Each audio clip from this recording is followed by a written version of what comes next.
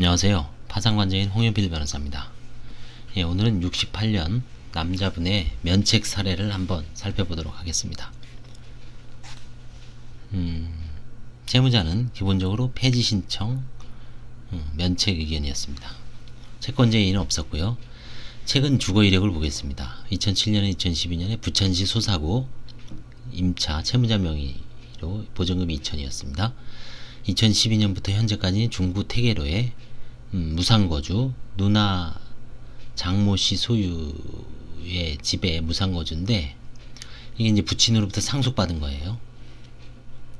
결국 이제 누나 단독으로 상속받았으니까 혹시 상속 과정에서 협의 분할 시 좀 문제가 있지 않았을까. 채무 초과인 상태에서 채무자가 포기했을 때 이제 부인 대상이 되거든요.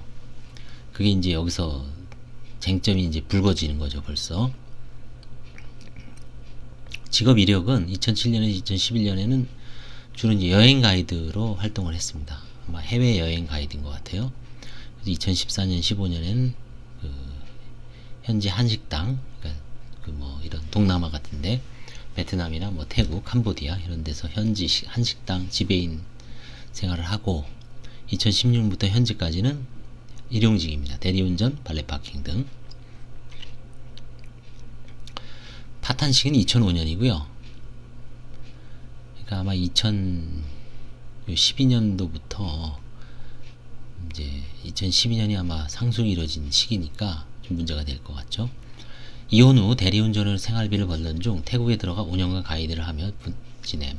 부친이 사망으로 귀국 후 대리운전으로 생활하던 중 친구의 소개로 코리안 바베큐에서 일을 하며 지내다 통풍으로 병원을 다니게 됨. 이후 시간당 아르비탈하며 생활하고 있어 소득이 없어서 결국 파산에 이르게 된 거죠. 이혼 시기는 이제 95년 1월, 아주 오래전에 이혼을 하셨습니다. 2004년 5월에 다시 또 이혼을 했고요. 아마 결혼을 2번 하신 것 같아요.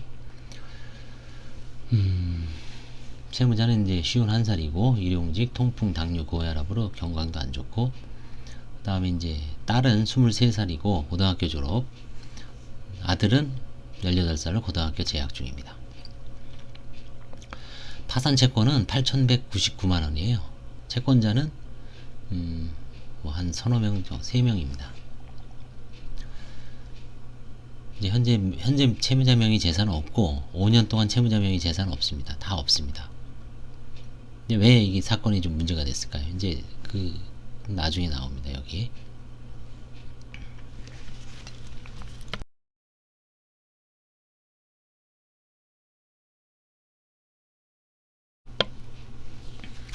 이제 결국은 이제 관제인이 발견한 거는 사행위 소송이 과거에 있었습니다. 사행위 소송이. 그래서 그 이제 살펴보면 채권자들이 누나에 대한 사행위 취소소송 경위를 한번 보겠습니다. 부친이 2008년 9월 20일 사망하자 누나가 부친 소유의 서울 이제 몇 번지에 있는 토지와 건물을 상속 협의 분할로 단독 상속했습니다.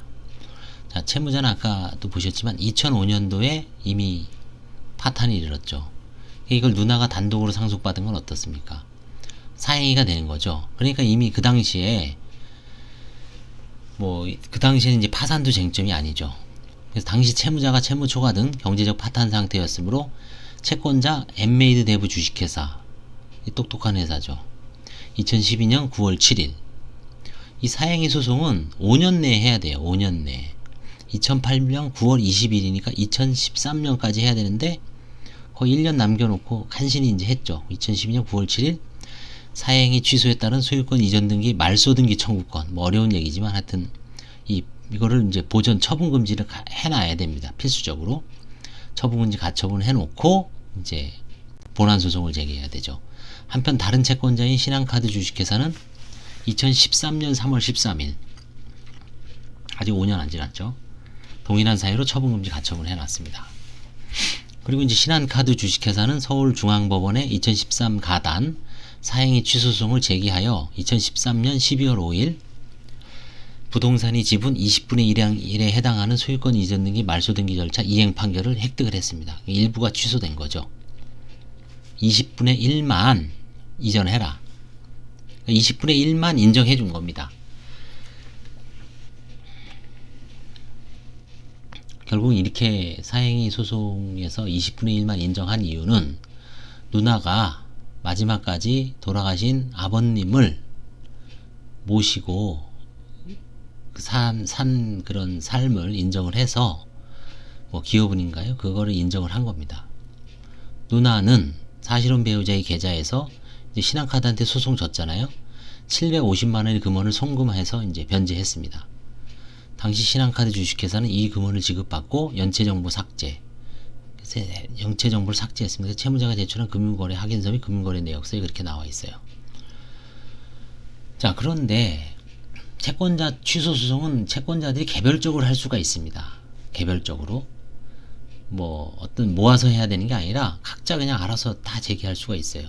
거기에 따라서 또 판결도 나고 뭐가 먼저 나면 후행 판결에 대해서는 어떻게 판결해야 되냐 이런 게 이제 다 판례로 확립이 되어 있습니다. 그런데 어떤 영문인지 몰라도 이 채권자 엠메이드 주식회사가 먼저 사행위 가처분을 해놨죠.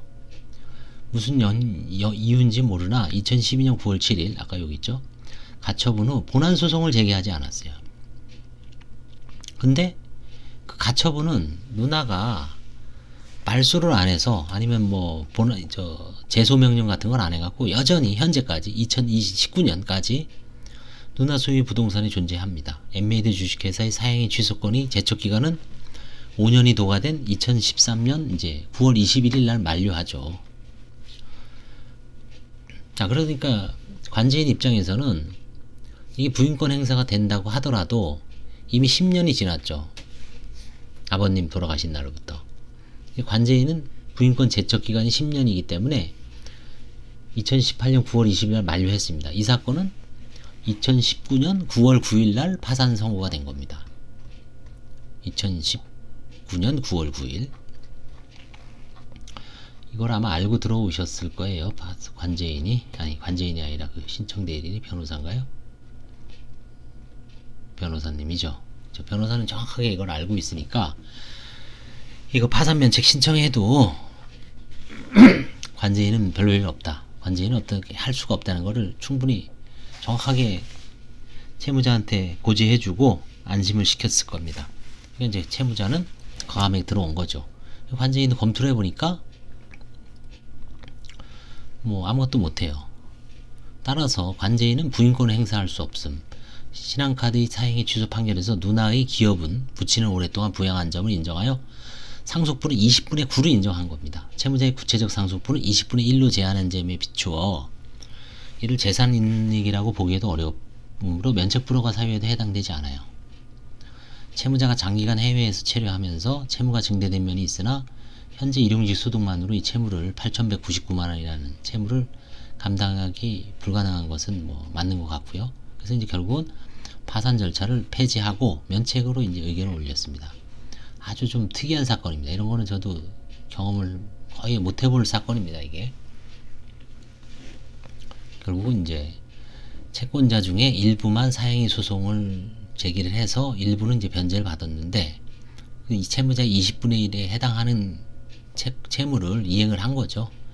근데 나머지 그 채권자는 가처분인 상태로 시간만 흘려보낸 상태에서 파산 들어왔을 때 관제인이 만약에 제척기간, 이게 만약에 제척기간 파산 신청을 2018년 9월 21일 전에 했으면 어떻게 됐을까요? 이거를 그러면 이제 사행위 소송에 관제인은 일단 제척기간은 안 지났죠. 부인권 행사를 할 수가 있습니다. 원칙적으로는 부인권 대상이 되는데 부인권 그 가액 반환은 언제 시점이냐? 반환 시점이 현재예요. 근데 만약에 이 부동산이 지금 채무자 20분의 1에 해당되는 그 부동산이 그 당시에는 이제 뭐 한 7, 800, 1000만원 내니까 신한카드한테 변제한 게 이제 딱 합당한데 만약에 이게 공 하나가 붙었다. 1000만원이 아니라 지금 뭐 한 5천만원 될 수도 있죠. 2, 3천 될 수도 있죠. 여기 한 평이. 이게 지금 43.7제곱미터예요. 그러면 몇 평입니까? 한 15평 정도 되죠. 15평 조금 안 되네. 한 14평? 14평인데 20분의 1이면 얼마입니까? 채무자권은 사실 뭐 반평도 안 되는, 반평이 1,500만 원일 수도 있잖아요. 1,500에서 만약에 2천만 원이다. 서울 땅값이 한 평에 한 3천 되는 데도 있죠. 또 건물값도 있으니까. 그래서 이유야 어찌됐든 만약에 지금 현재 반환 시점의 그 시가가 그 당시보다 이제 폭등을 해서 780이었는데 지금 한 3천 정도 된다. 예를 들어서. 그러면은 관제인은 그 누나한테 가액배상으로 나머지 차액 2,300을 청구할 수 있을 겁니다. 이게 이론적으로는. 누나는 2,300을 토해내야 돼요. 결국은 이제 시사점은 관제인의 부인권 행사를 무력화시키기 위해서 최대한 참은 거죠. 2018년 9월 21일 이후에 넉넉하게 이제 2018년, 2019년 9월 달에 들어왔고요. 그건 뭐 채무자 입장에서는 아주 잘한 겁니다. 만약에 이때 들어왔으면 관제인한테 부인 소송을 당해서 오른 차액과 그 당시에 지급한 780만 원의 차액을 토해냈어야 된 사안입니다. 아주 특이한 사안이죠, 이거는. 그래서